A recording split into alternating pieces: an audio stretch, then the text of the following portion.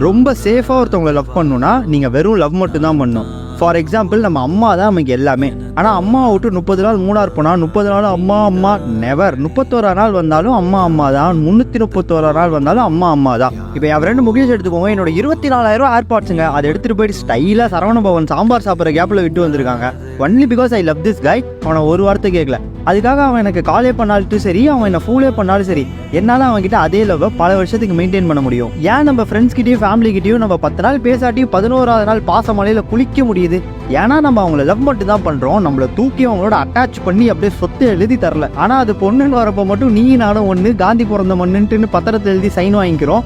திடீர்னு அவங்க போயிட்டாங்கன்னா நம்ம வாழ்க்கையில் ஃபைன் வாங்கிக்கிறோம். லவ் என்னைக்குமே எங்கள் பிரச்சனையே இல்லை. அதோட சேர்த்து பண்ணுற அட்டாச்மெண்ட் தான் பிரச்சனையே. நீ எங்கே இருந்தாலும் நல்லா இருக்கணும் அப்படின்னு நினைக்கிறது லவ்வுங்க. நீ என் கூட இருந்தால் தான் நல்லா இருக்கணும்னு நினைக்கிறது வெறும் அட்டாச்மெண்ட்டுங்க. அதனால் நீங்கள் அன்லவ் பண்ணணும்னு அவசியமே இல்லை. அந்த ஆசையை கொஞ்சம் அன்டூ பண்ணாலே போதும்.